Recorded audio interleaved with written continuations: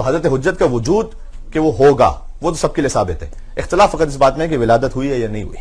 ہاں ان کی کیفیت کے حوالے سے بھی اختلاف ہے. ہم انہیں کوئی ریفارمر نہیں سمجھتے کہ فقط وہ ریفارمر ہے یا فقط وہ ایک مسلح ہیں. ہم انہیں حجت خدا سمجھتے ہوئے اللہ کا نائب سمجھتے ہیں زمین پر. خلیفۃ اللہ کا مطلب جی یہ فرق ہے. اچھا قبول کر لینے میں کیا مسئلہ ہے؟ ان کی ولادت ہو چکی ہے, اسے قبول کر لینے میں کیا مسئلہ ہے؟ فقط سن و سال کا مسئلہ نہیں ہے کہ ان کی عمر اتنی لمبی کیسے. اس کا جواب تو اب 10 سال کا بچہ بھی دے سکتا ہے کہ اب حضرت عیسیٰ علیہ السلام کی عمر ہے, حضرت نوح علیہ السلام کو اللہ سبحانہ وتعالیٰ نے عمر عطا کی. سب کو چھوڑ دیجئے بھائی, جو آپ باقی ہیں 50 سال ہو گئے آپ کو, آپ خود سے باقی ہیں کہ اللہ نے باقی رکھا ہوا ہے؟ تو کیا آپ کو اللہ کی قدرت پر شک ہے کہ 50 سال تک اللہ باقی رکھ سکتا ہے اور 2000 سال تک اللہ باقی نہیں رکھ سکتا ہے؟ تو ابلیس پر یقین کر لیتے ہیں, ابلیس کی غیبت پر, کہ وہ غیبت میں رہ کے بہکا رہا ہے. یہ خالق کی عدالت کا تقاضا بھی کہ جان لیوا ہے کوئی تو جان پرور بھی ہو, اور چھپ کے جب پردے میں بہکاتا ہے ابلیس لئیں, ہے تقاضا عدل کا پردے میں ایک رہبر بھی ہو.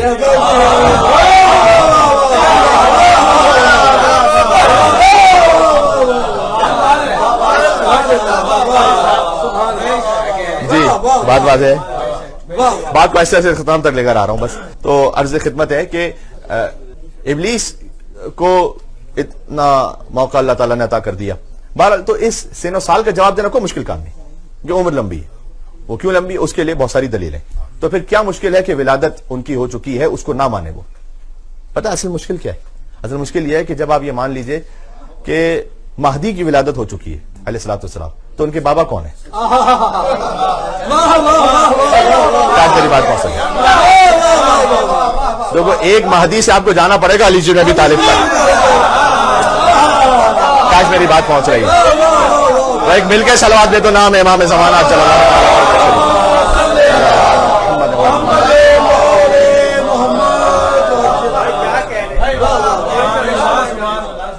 اگر مہدی کی ولادت ہو چکی ہے تو وہ کس کے فرزند ہے؟ تو حسن عسکری کے فرزند ہیں, تو پھر انہیں بھی امام مانو. بھائی مہدی اگر امام ہے تو وہ کن کے کہنے پر امام ہے؟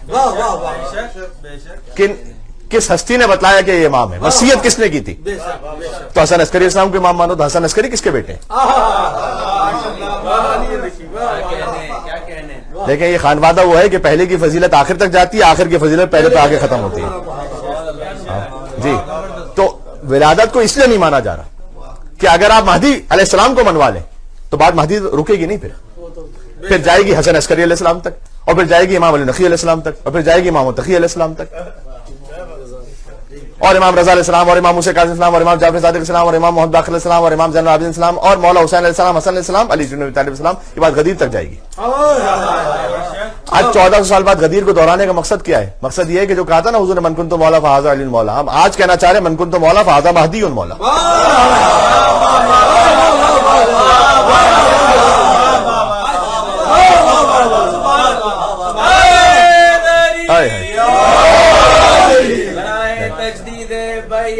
حضرت حجت بلندتر صلوات.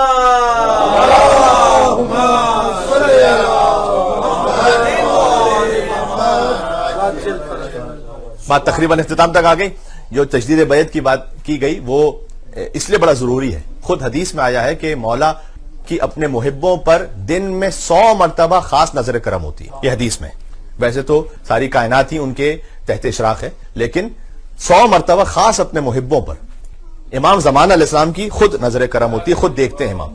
اس پر علماء اور عرفاء نے یہ لکھا ہے کہ چونکہ کم سے کم 100 مرتبہ ایک محب پر حضرت حجت کی جانب سے خاص نظر کرم ہے, تو اس تحفے کا شکریہ ادا کرنے کے لیے ہر محب کو چاہیے کہ کم سے کم ایک تسبیح یعنی 100 مرتبہ درود حضرت حجت کو ہدیہ کرتے ہوئے نکالے. اللہم صلی علی محمد.